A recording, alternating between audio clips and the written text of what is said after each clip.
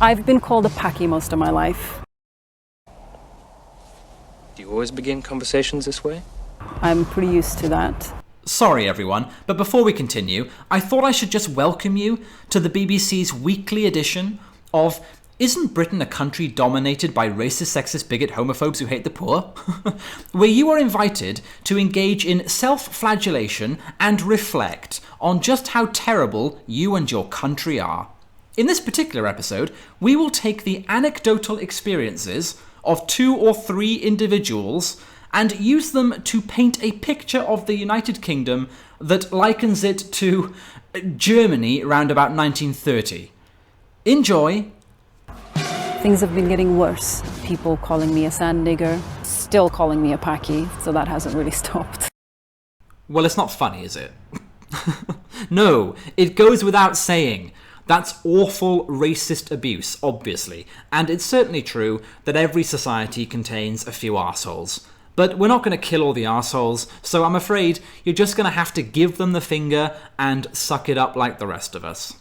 A jihadi sympathizer telling me to back home from whatever Islamic hole that I crawled out of, which was Norway. Oh, that was fuck off and shit hole, by the way, just in case you were wondering. Also, someone else called me an undercover jihadi. I think people are just saying it now. I think we're hearing about it more now. But I have to be honest, I think the feelings have been there for quite a while. Jesus, I expected a fuck Britain narrative from the BBC, but they're really trying to give the impression that popping down the shops for a loaf of bread in the UK is now the equivalent of running some sort of interminable abuse gauntlet. Ooh, I'm Will. Yep, thanks very much. Oh, hello, Will! Yes, very nice, thank you. Nice badge, dickhead. Lovely, fantastic. You must be, what, year 8? Ooh, I'm Will. Well, I've got the Spacker badge. Spacker? Super, that's not even on the badge, so... Briefcase wanker. It's a baggage-themed insult. Thanks, Mum. Thanks a bunch. I know we can be a bit rough around the edges sometimes, but it's not that bad here, Governor.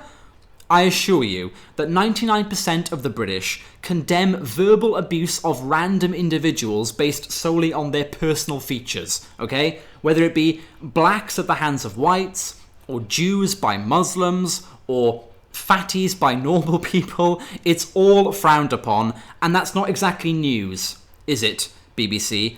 It's olds. In that the concept of decency has been around in this country for quite a while and we know it already. Look, you're not going to get away with presenting Britain as some sort of bigoted nation. It won't work with me. I've travelled.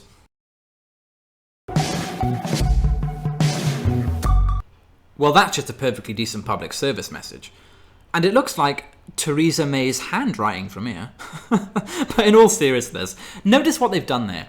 The lefty magicians over at the BBC began the clip talking about racism and then seamlessly transitioned into Islamophobia. Because they're the same, you see. In the modern progressive equation, Islamophobia is equal to racism. Well, we're not having it. They're not the same. They are nothing alike for the umpteenth time. One is prejudging, the other is just judging. You tell me your race, and I know nothing about you. You tell me you're a Muslim, and I'm going to have some very stern questions for you, because the religion of Islam offends me. You subscribe to it voluntarily, and there is a sizable section of the cult that is currently smashing up and retarding the world. And the BBC knows this, by the way. They must understand the distinction by now. They get what they're doing, which is why it's appropriate to describe this as a magic act, because it's false. It's insincere, it's sleight of hand.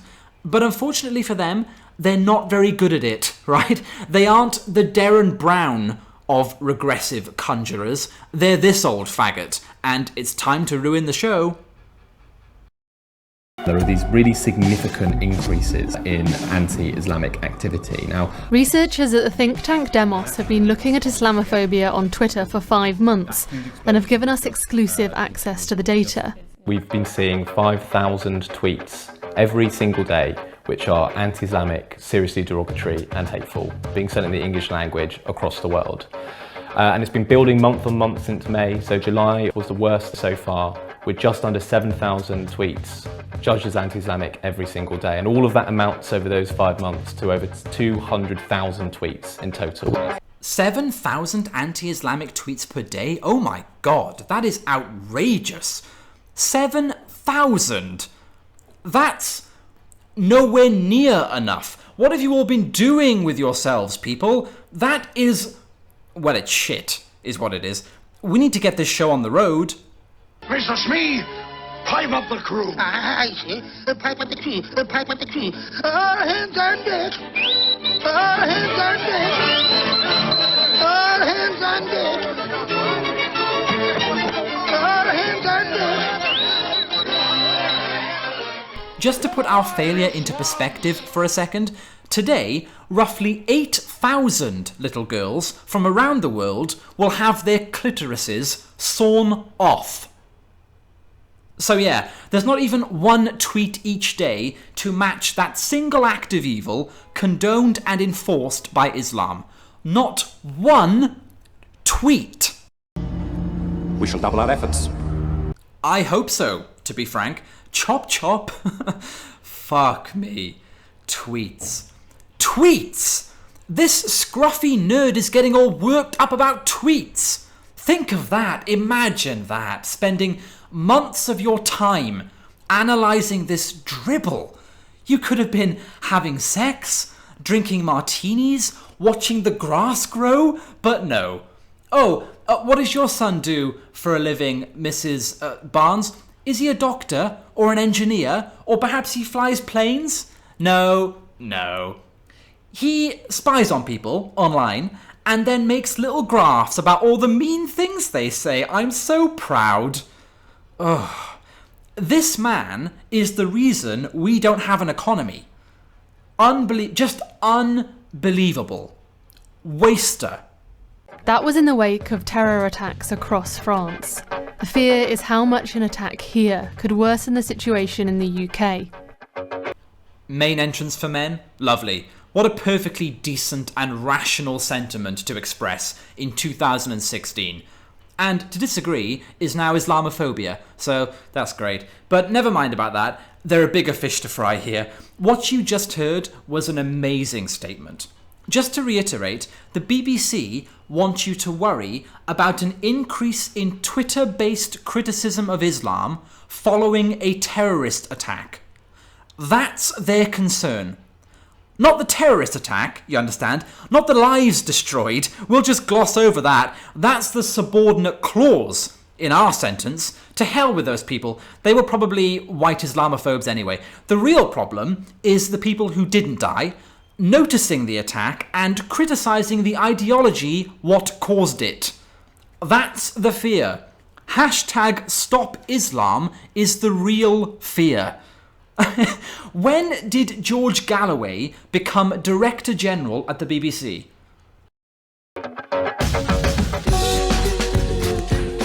East London Mosque. More than 7,000 people worship here every Friday. It's a massive landmark and a target for abuse. Also a distributor of abuse, so I guess what goes around comes around. User account here called Islam, the Evil Truth. And what's he saying? Or she? Muslims, attack and kill people. Muslims lie. Muslims can't be friends with others who are non-Muslims. Quite, graphic. Quite graphic and gruesome, like this one. That's someone being beheaded. Yeah, so that's a picture of someone beheading someone, and someone's carrying a decapitated head. Say someone more. Let's avoid using the specific nouns to describe what's actually going on, because of course that could be a picture of just any guy holding a decapitated head, right? I mean, what do we reckon? Is it A still from the latest edition of Mortal Kombat? Or is it in fact a picture of a Muslim butchering a Yazidi, a Kurd, a Christian, or whichever particular infidel got in his way that day? I'm guessing it was that. A picture of real-life Islamic violence happening in the world as I speak because of your religion, sir. And people are going to tweet about it. Now, I don't particularly see the point of bullying this guy with that image. There's no need for that. But why not? He could earn serious brownie points right now. The camera's on him. He could very easily say, yes, this is unpleasant, but it's coming from a single anonymous individual with no real power. It does me zero physical harm. And if we're honest, raises some earth-shattering realities about my religion and certain Muslims around the world that I, as a representative of the faith, need to come to terms with and do something about. But no, there's not even a whisper of any of that. This is just regressive sentimentality porn. A chance for the BBC and so-called moderate Islam to steer the conversation yet again away from what actually matters, i.e. the person in that photograph who has been robbed of his life. Angry, misdirected tweets are of no concern when there is fucking genocide in Syria. And anyone who disagrees with this can pick a number, get online, and kiss my ass. Sometimes it's really abusive content which kind of leaves a scar in your mind.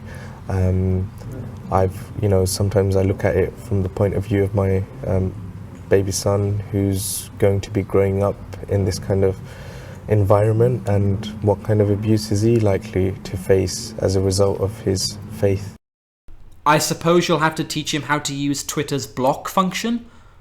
Seriously, it shouldn't be too hard for you. You're already planning on indoctrinating him into your particular religious cult, which is great to hear, by the way. So, in addition to that, just take a second to explain the account privacy functions associated with the world's various social media platforms, and I'm sure he'll be fine. And by fine, of course, I mean a brainwashed slave who believes in 7th century bullshit because of his father. Lucky him.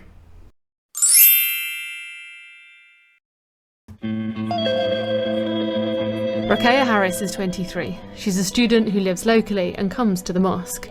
In between her studies, she's a published writer, and she uses Twitter a lot. So this says time to go, time to pack, it's time guys, you've had a good run, you need to leave, you've had enough time here, you're not integrated enough, you're threatening our way of life. And do you get more messages like this when there's an incident like the Nice attack? Yeah, absolutely, always. It doesn't really matter what I say or what I'm writing about or what I'm posting about. The responses after some kind of terrorist attack will always be slating Islam in some kind of way, or insulting Islam, or insulting me, or insulting my hijab, even if I'm talking about something completely unrelated, even if I'm sending condolences to the victims.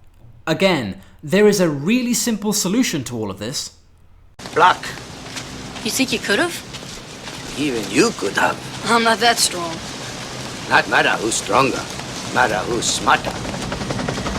Quite a significant spike The Demos research shows there are large peaks in Islamophobic tweets around terror attacks. Yeah, it's almost as if the two are related. As if people realise that Islam might have something to do with Islamic terror. 20,000 tweets a day during the Nice attacks. In the immediate wake of Nice, it's 20,000. In July, the most Islamophobic month recorded so far, this was significant. So each of these red dots is an anti-Islamic tweet coming from the UK. And that we can see happening right now, that's a digital reaction to the Nice attacks. A massive red mass. That's right, angry, abusive, anti-Islamic, all happening in the immediate aftermath of Nice. This is not surprising though, is it? That people are angry after a terrorist attack and are taking to Twitter to vent it. No, it's unsurprising and totally justified. It's not surprising, no. I mean, people are angry in the wake of terrorist attacks, but that's what also makes terrorist attacks very dangerous.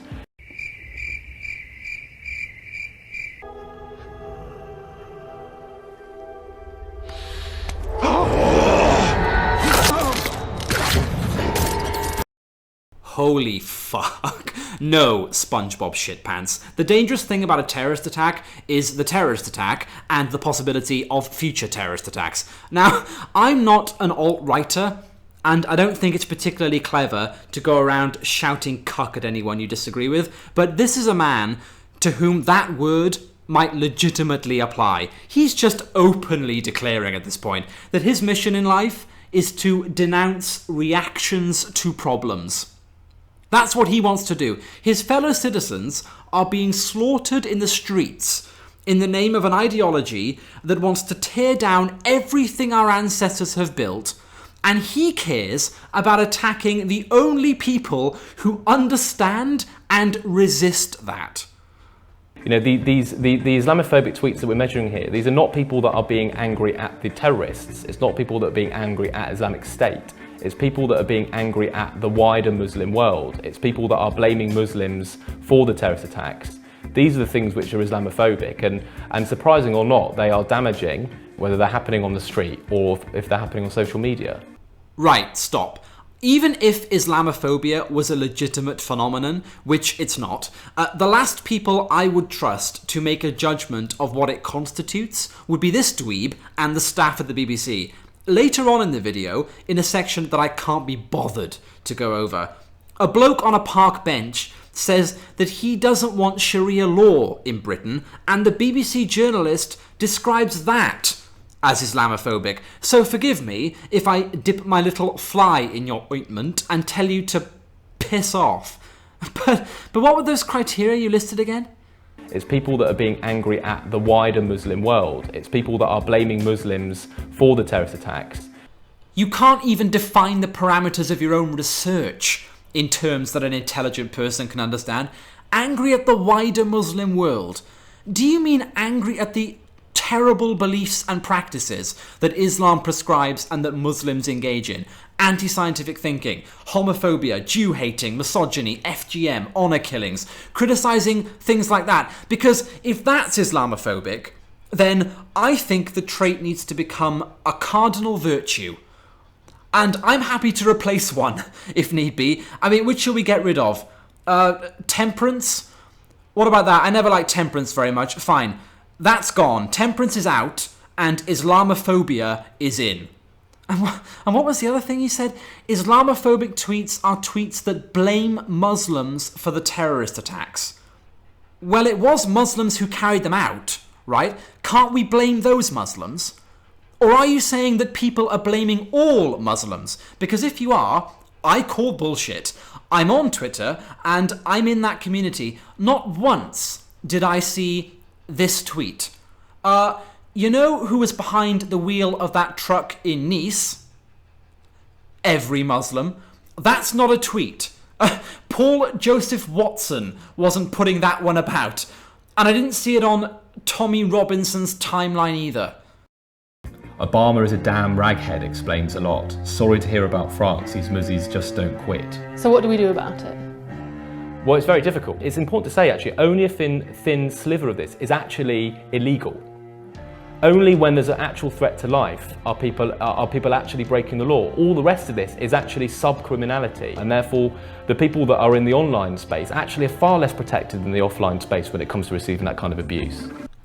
Yeah, they're unprotected. Barack Obama is unprotected from stupid tweets like that one he cited by random Twitter eggs, and he needs this English scrotum to white knight him.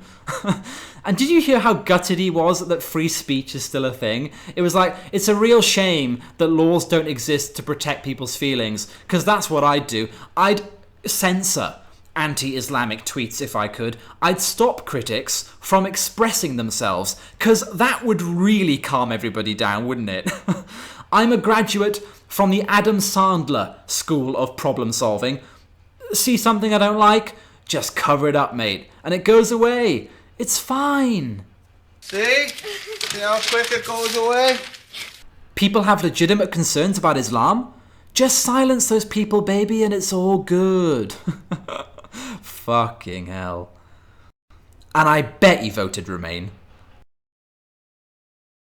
Gus Murray. Well, thank you.